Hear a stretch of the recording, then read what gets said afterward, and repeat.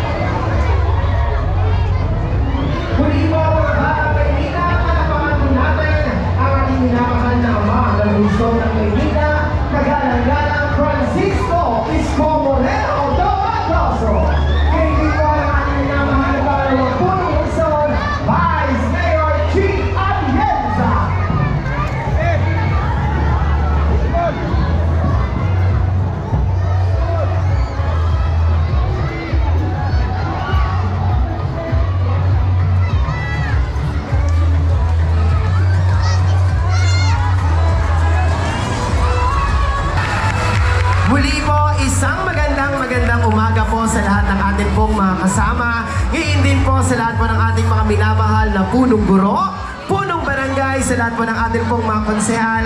At syempre, ngayon din po sa lahat ng ating mga kasamahan mula po sa National Dairy Authority. At welcome po sa ating ceremonial launch of Your Milk 2.0. At sa mga pagkakataon po ito, tayo po ay formal nang magsisimula sa ating pong programa. Kaya po ang lahat ay inaalayahan po na magsitayo. At sisimulan po natin. Vice Mayor Angela Lechi Atienza and the members of the City Council who are also here to support this event. District 4 Representative Honorable Giselle Mary Maceda, Attorney Marcos Antonios D. Andaya, the Administrator of National Dairy Authority, to Mr. J. De La Fuente, City Social Welfare Officer, together with all colleagues from the Manila City Social Welfare Development, to the Director of the Manila City Health Department, Dr. Grace Padilla, together with the colleagues from the Department of the City Health Department. Of course, to the elementary school principals of the public schools of the Schools Division of Manila. Special mention to Principal Cherry Maguyon, our host principal. To our daycare, kindergarten, grade 1 teachers, parents, at ang mga batang recipients ngayong umaga, magandang araw po sa lahat. Welcome sa Dr. Alejandro Albert Elementary School, which, like katulad po ng Your Milk, ay produkto ng vision ng ating pong City Mayor. Nandito po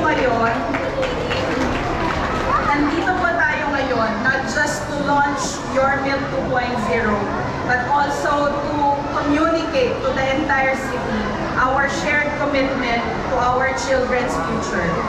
Mula sa daycare, ito po ay pinalawak patungo sa kindergarten at grade 1 learners. Dahil katulad po ng ating punong lungsod, we believe that the foundation of quality education is health. Hindi makakamit ang dekalidad na edukasyon kung ang ating bata ay gutom o kaya naman ay kulang sa nutrisyon. A healthy child is a ready learner. Kapag malusog ang katawan, mas handang matuto ang isip. Kung kaya't maraming salamat sa lahat ng ating mga partners, sa teachers, sa parents, of course sa ating local government unit headed by our visionary mayor, Mayor Isko Moreno Dumagoso.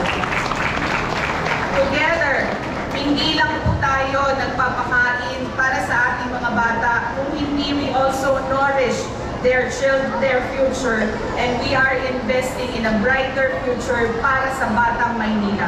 Mabuhay ang Yormil at mabuhay ang ating mga kabataang Manilenyo. Maraming salamat po sa inyong lahat. Maraming salamat po our Schools Division Superintendent Dr. Cheryl T. Gayola. At upang ibigay naman po ang ating pong brief overview of Yormil 2.0, palakpakan po natin our City Social Welfare Officer, Director J.R. Dalapuente. Magandang umaga po sa inyong lahat, sa ating pong puting alkalde, Mayor Mr. Moreno Dumagoso. Boss, magandang umaga po.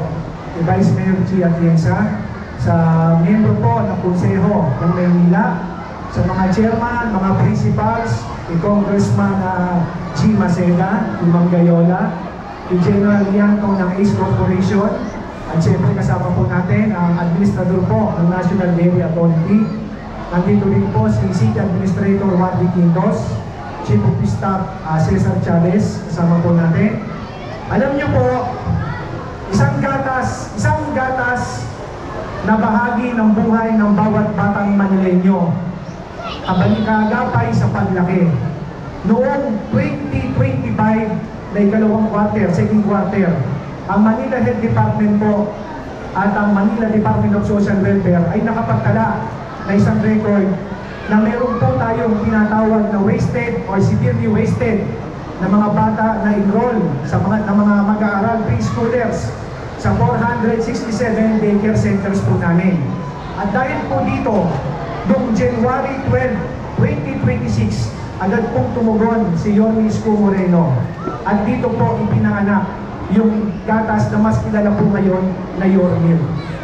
At dito po, kasama namin ang Manila Health Department sa pangunguna po ni Dr. Grace Padilla. Andiyan po si Doktora. Kami po ay nakapagbigay ng gatas na 779,483 bottles para po sa mga preschoolers na 21,651. At dito po nakita ni Yorme na mas palakasin pa, paigtingin pa ang pagbibigay halaga sa nutrisyon, kalusugan ng bawat batang Manileño. Kaya po sa araw na to, dinadala po natin ngayon at binubuksan po natin ang Yormil 2.0 na kung saan mula po sa 21,000, meron na po ngayong 40,000 o 40,000 na magagaling po sa grade 1, sa kinder at grade 1 mula po sa mga babang paaralan dito po sa ating lungsod. At yan po ngayon ang Yormil 2.0. Kanina po umaga, sinimulan na po namin sa mga CDCs namin, sa mga daycare center, ang pag-distribute ng mga gatas para sa mag-aaral sa daycare center na nasa 21,000 na po kami ngayon. 21,721 na po ang bilang namin ngayon. Yan. At una po, sasamantalahin ko na po ito. Nais ko pong pasalamatan ng mga CDW natin, mga daycare teachers, mga taga-NDSW, yung mga BHW, yung mga DNS namin na lagi namin kasama tuwing madaling araw hanggang umaga sa pagbibigay na Yormil para sa mga bata. At syempre po, wala pong Yormil kung wala po si Yorme Isko Moreno Dumagoso. Siya po ang nagbigay nito ng inisitibo, siya po ang nakakita ng problema nito at nagbigay din po ng solusyon. Kaya sana po sa mga bata, mahalin po natin at pagmalasakitan natin mga mami ang Yormil 2.0. Magandang umaga po at maraming salamat sa inyo lahat. Maraming salamat po our City Social Welfare Officer, Director J.R. Dalapuente. At upang ibigay din po ang kanya pong pagbati, palakpakan po natin from a National Dairy Authority, our Administrator, Attorney Marcus Antonius T. Andan.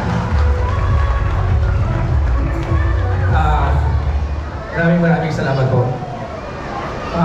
Unang-una gusto ko pong bumati kay ang ating munihing Mayor Isko Moreno, Yorme, Era, Lodi, decades ka talagang tumitigil. And of course, ang ating Vice Mayor, kay Vice Mayor G. Atienza.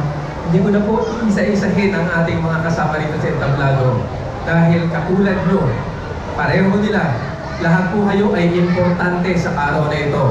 Kaya sa inyo lahat po, magandang umaga. Ang National Dairy Authority po ay lubos na nagagalak at naimbitahan muli kami dito sa Your Milk 2. Yung Your Milk 1 po, nakadalo din po kami. Nakita namin kung gaano ka-successful ang Your Milk 1 with 21,000 student beneficiaries. Ngayon, tumaas ng 60,000 ang makakatanggap nitong milk feeding program. Sa ating mga bata, no, kahit hindi nyo ako nadidinig, naiintindihan, alam nyo, napaka-espesyal ng araw na ito.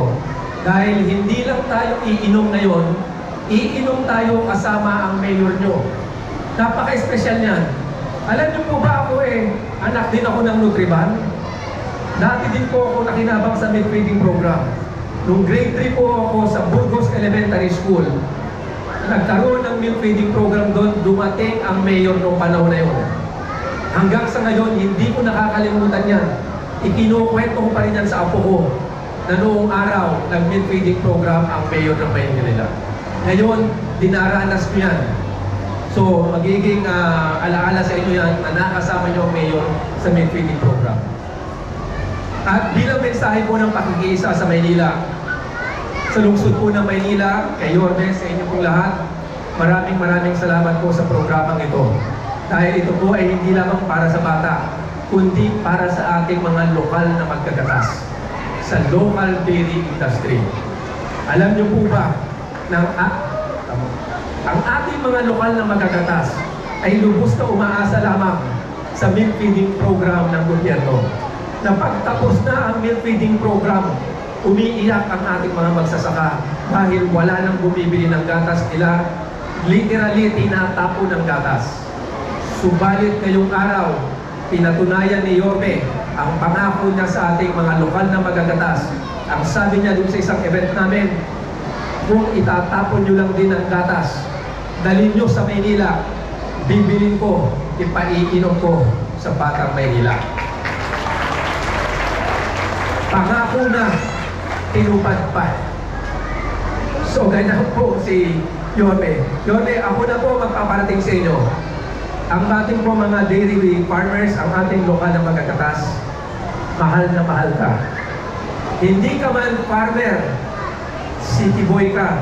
Hindi man silang direktang nakinabang sa pagbili ng gatas na to.